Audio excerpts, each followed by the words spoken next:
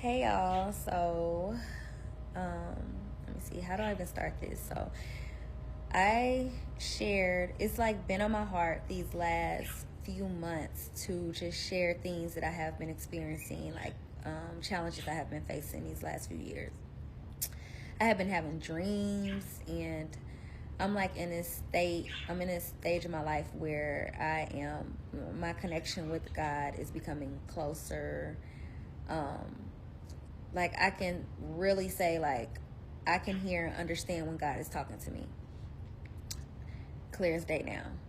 I started having dreams. I would have just like a vision. I could be driving and then something has just come to my mind. I'm like, okay, what is this? Is this God trying to tell me something?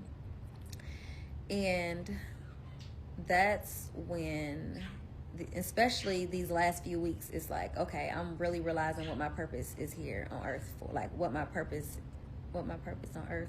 Well, I'm really realizing what I'm here on earth to do.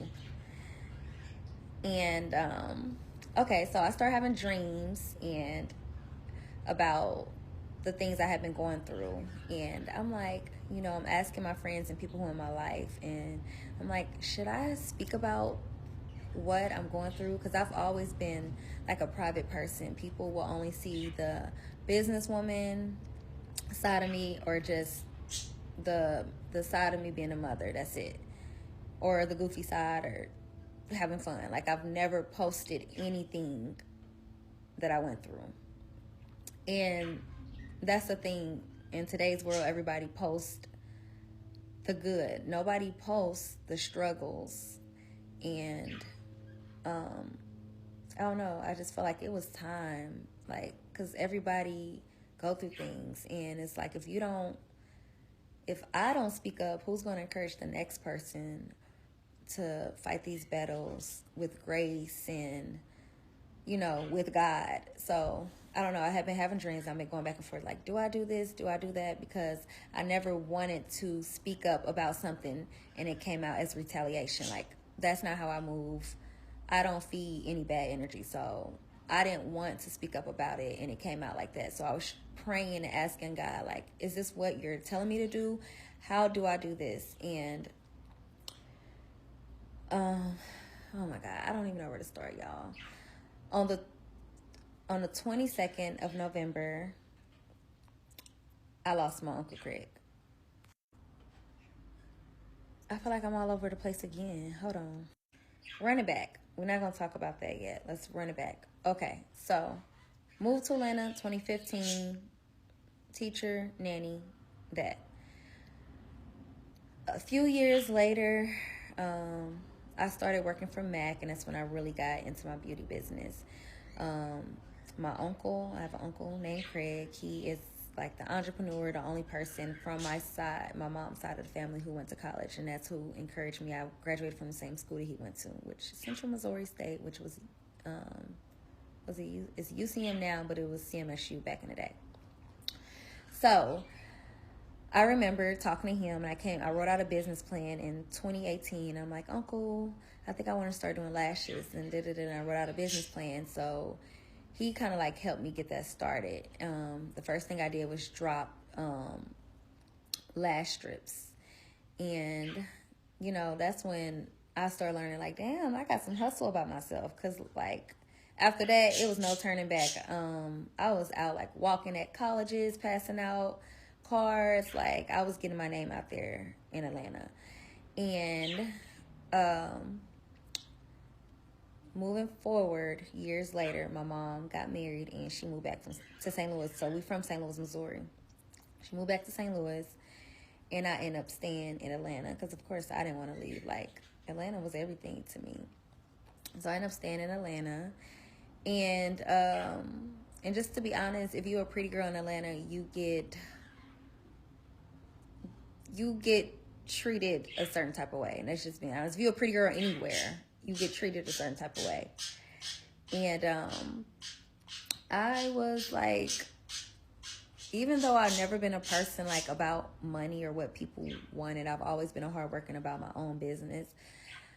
I was like meeting people. I had certain friends in my life at that time who cared about things like that. And And that's why they say, and I'm taking like full responsibility, I'm not blaming anybody, but that's why you watch the crowd you keep, because it's easy for things to rub off on you. You know what I'm saying? So, okay, so remind you, I'm living in Atlanta. I start living like a fast life. I'm not gonna say fast life because I never was like no club person, but I start getting like connections, like, so my friends will always hit me up because, yeah, I can get us in the club for free. I can do this, I can do that. So people, like the people that were around me at that time, probably only used to use me for the connections that I had. And I don't know, like I experienced like rappers trying to talk to me, just like a lot of things that, just that fast life stuff, that Atlanta stuff. So, end up meeting a particular individual through a friend. I don't even know why I didn't realize this person was a creep even then. Because I remember, like, I kept ignoring him. I wouldn't even give them a time of day. And at that point in my life, and what y'all learn, I have many, many talents. I'm a cook, I'm a beauty artist, I'm a nanny, I'm a teacher, I'm a rapper, singer, dancer. Like, not that type of dancer, like, not like the pole dancing, but I'm everything. So, at that time of my life, I was rapping. And I remember like making a song and I wanted it played in a club. So I'm out with friends. I'm at a strip club. And the guy who had been trying to talk to me was getting ignored. And then he offered to get my song played in the club. And so I actually started giving him time of day after that. So, you know, I'm out with my friends. They playing my song. I'm thinking I'm the shit. Not knowing like this lifestyle is not where it's at. So, you know, we all hyped that night. We drinking and we hanging out with people who I wouldn't even dare even look at. But anyhow, at that time of my life, that just shows where I was at spiritually. And that shows what type of connection, or where my connection was with God at that time of my life. And this was what, probably like 2018, 2019. This is like 2019. Yeah, 2019. So, you know, we hanging out and that's that. So me and the guy started actually like hanging out and things started moving like really fast. The people I was friends with at the time is like encouraging me, like, yeah, talk to this person, they're gonna take care of you, you're gonna be good, this is what you need. And I'm listening. I'm like, you know, maybe I do. At this point I'm in Atlanta alone because my mom got married and moved back home. And I had just moved into like, this is my first time moving to my own place, like outside of like my college apartments. When she moved, because I was living with her, when she moved back home to St. Louis, I had moved into my own place, and that was in 2019.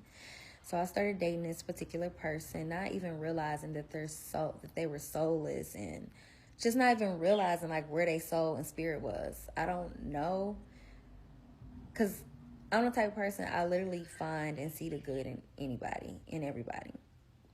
And this person bought me like, you know, I never cared about designer things, and they bought me like designer things, and I'm just thinking like, oh, they must really love me.